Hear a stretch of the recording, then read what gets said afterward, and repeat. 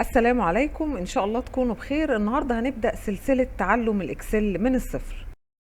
احنا هناخد التمارين دي مطلوب فيها شوية حاجات عن طريق التطبيق العملي. هتتعلم إكسل من الصفر واحدة واحدة. هتلاقيك بتبدأ تعمل معادلات وبعدين تضيف دوال وبعدين تنسق والحاجات دي كلها.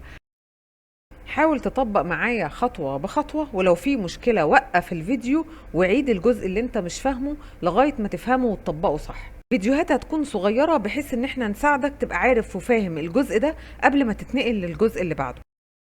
اول حاجة هعملها هحفظ الورك بوك بتاع الاكسل زيه زي الوورد بالظبط. كنا بنحفظ ازاي؟ من قائمة فايل وسيف او علامة الديسك اللي فوق فايل دي او كنترول واس. انا هفتح فايل وهختار سيف. طبعا براوز علشان اجيب المكان اللي انا هحفظ فيه ايه، وهحفظ الورك بوك ده باسم ايه. ممكن نحفظه باسم تمرين 1. وهروح، طبعا انت ليك مطلق الحرية برضو ان انت تختار المكان اللي انت عايزه. انا هسيبه زي ما هو في الدوكيمنت وهقول سيف. هتاخد بالك ان اسم المستند او اسم الورك بوك بتاع الاكسل دلوقتي بقى اسمه تمرين 1. طيب قبل ما نحل المطالب اللي قدامنا المفروض ان احنا ننسق شوية الجدول اللي قدامنا ده. فانا هحدد الجدول كده وهكبر الخط مثلا يبقى 14، وممكن كمان اوسع العواميد. هحدد كل العواميد اللي فوق كده علشان اوسع كل ده مع بعض. ما يعني ممكن نقف ما بين العمود ده والعمود ده كده وبعدين اوسع. ممكن احدد كل العواميد دي كده من فوق واوسع واحد، هتلاقي كل العواميد وسعت اوتوماتيك. ممكن نوسع مرة كمان. ممكن نوسع ده بقى شوية علشان ده محتاج توسيع، وممكن نضيق ده كده. الدنيا بقت تمام. ممكن نوسع ده كمان. كمان محتاجين نسطر الجدول. هنحدد الجدول، وطبعا اوعوا حد يجي يعمل كده ويقول انا حددت الجدول. انت كده محدد الشيت الاكسل لغايه تحت لغايه الاخر خالص لغايه مليون وشويه. لا، انا عايزه احدد الجدول بس. اقف في وسط الخليه، دوس واسحب علشان تحدد الجدول بس، علشان انا محتاجه اسطر الجدول بس. اعمل كنترول 1، كنترول 1، او كليك يمين على اي حته انت محددها وبعدين فورمات سيل، او كليك يمين في اي حتة كده في المكان اللي انت محدده وفورمات سيلز. الاتنين صح. الاتنين هيفتحوا لك النافذة دي من عند بوردر. اختار شكل الخط هيبقى عامل ازاي، سمكه ايه، وبعدين دوس على اوتلاين وانسايد. اوكي.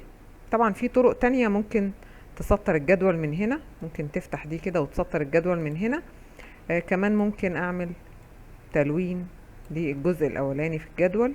احنا في قائمة هوم دلوقتي عند الشادنج دي او الفيل كولر. افتح اختار اللون اللي انت عايزه. ممكن كمان احدد ده كده واديله نفس اللون. تمام كده انا نسقت الجدول عندي. عايزين بقى نشوف اول مطلوب. المفروض اول مطلوب عندك بيقول ايه؟ بيقول حساب العلاوة التي تبلغ 5% من المرتب الاساسي. هنعمل الكلام ده ازاي؟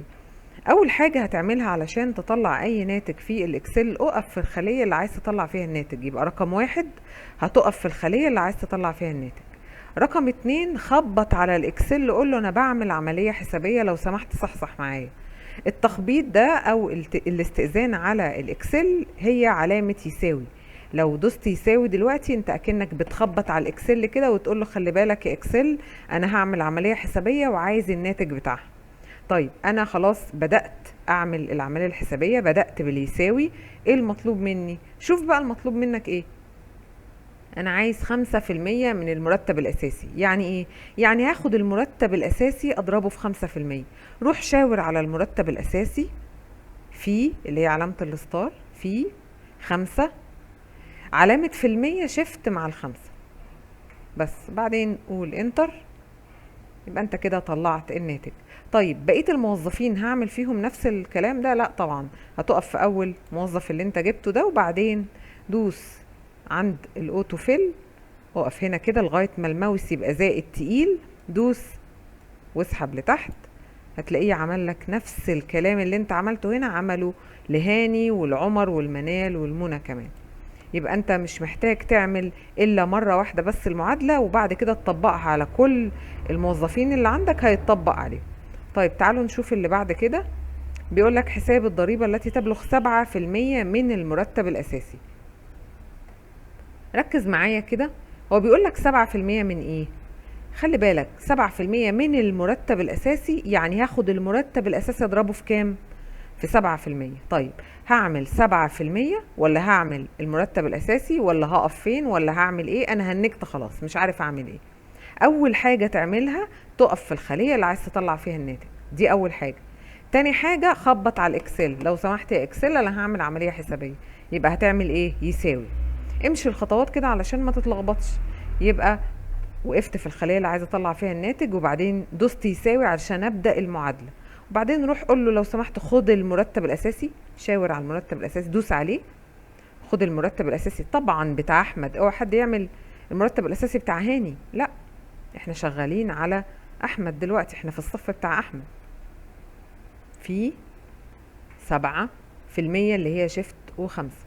خلصت، يلا دوس انتر، وبعدين اعمل اوتو فيل لبقيه الموظفين. طبعا اقف هنا واعمل اوتو فيل. اوتو فيل ازاي؟ في مربع صغير كده اقف عليه هنا لغايه ما الماوس يبقى زائد تقيل، دوس واسحب لتحت كده. انت طبقت كل اللي انت عملته هنا، طبقته على كل الموظفين اللي تحت. طيب عايزين رقم 3. انا عارفه ان الدرجه الوظيفيه لسه مش هنقولها دلوقتي، نروح بس لصافي المرتب. عايزين صافي المرتب. الراجل ده في الاخر هيقبض كام؟ الراجل ده هيقبض 1500 جنيه، ده مرتبه الأساسي. العلاوة دي بتضاف على المرتب ولا بتتخصم؟ صح، اللي قال بتضاف صح، برافو عليكم. يبقى المرتب الأساسي هنزود عليه العلاوة زائد العلاوة. طيب وبعدين الضريبة دي بتتخصم ولا بتضاف؟ لا بتتخصم. طيب أعمل إيه؟ أنا واقف هنا أعمل إيه؟ أنا تهت خلاص. لا ما تهش ولا حاجة، إحنا قلنا أول حاجة نعمل إيه؟ نقف في الخلية اللي عايزين نطلع فيها الناتج، وبعدين هخبط على الاكسل، يعني هقول له يساوي علشان افهمه ان انا هعمل عملية حسابية، وبعدين هاخد المرتب الاساسي هدوس عليه كده. اول ما بدوس عليه بيتكتب اسم الخلية. طيب زائد ولا ناقص؟ زائد. زائد ايه؟ زائد العلاوة. تمام، مفيش اي مشكلة لغاية دلوقتي. وبعدين ناقص الضريبة. خلصت، يلا قول انتر او دوس علامة الصح اللي هنا دي في الفورميولا بار. بس انت كده طلعت الناتج بتاع صافي المرتب بتاع احمد. اعمل اوتو فيل لبقيه الموظفين، هيطلع لك بقيه الموظفين.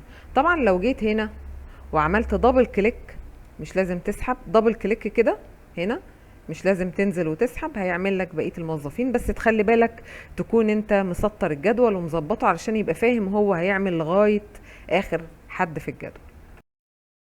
طيب لو اتطلب منك ان الشيت ده او ورقة العمل في الاكسل، اتفقنا ان ورقة العمل في الاكسل الناس اللي معايا في الكورسات، ورقة العمل في الاكسل اسمها شيت. انا عايز اغير اسم الشيت ده، هعمل ايه؟ يا اما تعمل كليك يمين عليه ورينيم، يا اما دبل كليك عليه واكتب الاسم على طول. الاتنين صح. انا هكتب مثلا ده المرتبات بس خلاص، وبعدين دوس انتر. يبقى انت كده غيرت اسم الشيت. مطلوب منك ايه دلوقتي؟ افتح ورك بوك جديد للاكسل، احفظه باسم تمرين 1، اعمل الجدول، اكتب الجدول زي ما كتبناه كده، نسقه، كبر الكلام وسطره، ولون جزء فيه زي ما عملنا. كمان طلع العلاوة وطلع الضريبة وطلع صافي المرتب. ان شاء الله نكمل الفيديو اللي جاي. ما تنساش تعمل لايك وشير علشان غيرك يستفيد. كمان اوعى تنسى تشترك في القناة وتفعل الجرس علشان يجيلك كل جديد، وخصوصا كل جديد في السلسلة دي. اسيبكم في رعاية الله.